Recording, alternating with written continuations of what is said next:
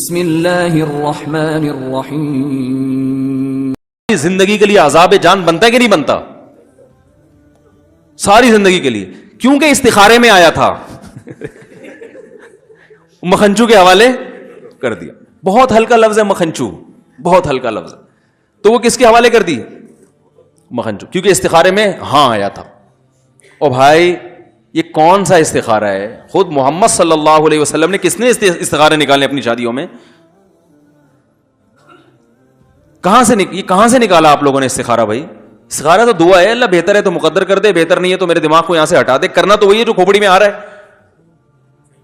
جب ایک رشتہ پسند آ گیا اس کا مطلب کھوپڑی میں آ گیا نا. استخارے کے بعد کچھ بھی نہیں ہوگا, بس اللہ کی مدد شامل حال ہو جائے گی. کرنا پھر بھی وہی ہے جو ایک صاحب نے کہا, استخارے کے بعد اگر دماغ میں آئے کہ کرو تو کرنا ہے. میں نے کہا استخارے سے پہلے بھی اگر دماغ میں آئے کہ کرو تو کرنا ہے, استخارے کے بعد بھی دماغ میں آئے کرو تو کرنا ہے. کیونکہ اس سے بڑا دنیا میں بیوقوف کوئی ہے نہیں جس کے دماغ میں آ رہا ہو کرو اور پھر بھی نہیں کر رہا ہو. دماغ جو اللہ نے رکھا ہے وہ آرڈر دینے کے لیے. دماغ کام کرتا نہیں ہے, کرتے ہاتھ پاؤں ہیں. زبان کام کرتی ہے, ہاتھ پاؤں. دماغ صرف سمجھاتا ہے کہ کرو یا نہیں کرو, بس یہ. تو استخارے سے کیا ہوگا کہ اللہ کی مدد شامل حال ہو جائے گی, اور کچھ نہیں ہے. نکال کے استخارے نکال کے بیڑے غرق کر دیے. تو اسلام تو کہہ رہے بھائی من خطب الیکم اذا خطب الیکم من ترضون دینہ وخلقہ فزوجوا. اچھا رشتہ آئے کر لو نکاح. یہ نہیں کہا کہ استخارہ نکالو, کیونکہ گراؤنڈ ریئلٹی کیا کہہ رہی بھائی اچھے کا انکار نہیں کرنا چاہیے, اور اگر اچھا نہیں ہے تو نہیں کرو.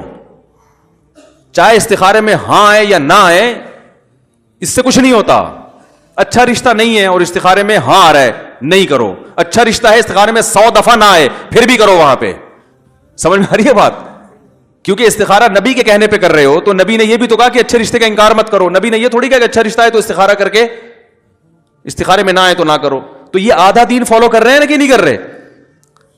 کاروبار کے معاملات میں استخاروں کی بھینٹ چڑھاتے ہیں کاروبار کو. سردیوں میں استخارہ میں نکلا کہ برف کا کاروبار کرو. حقیقت ہے.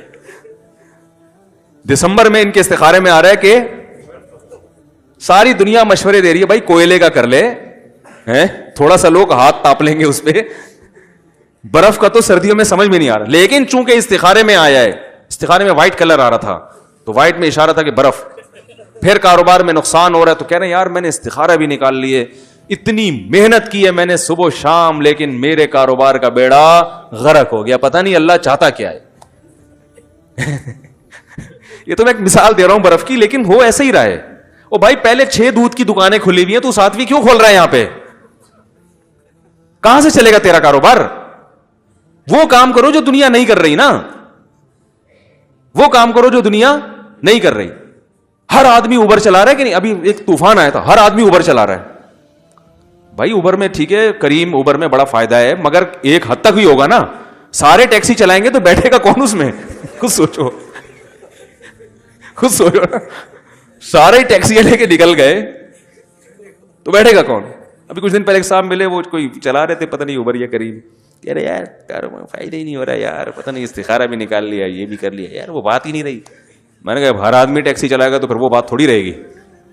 کہہ رہے اب کمپنیاں ظلم کر رہی ہیں, وہ انہوں نے بونس بھی کم کر دیا. میں نے کہا اس لیے کم کر دیا کہ ان کو اب کم بونس پہ بھی بہت لوگ مل رہے ہیں, تو وہ اپنے لحاظ سے ٹھیک کر رہی ہیں, تو ان کا بھی تو بزنس ہے, انہوں نے کوئی خیراتی ادارہ تھوڑی کھولا ہوا ہے کہ غریبوں کے لیے کوئی ویکینسی نکالی ہے انہوں نے.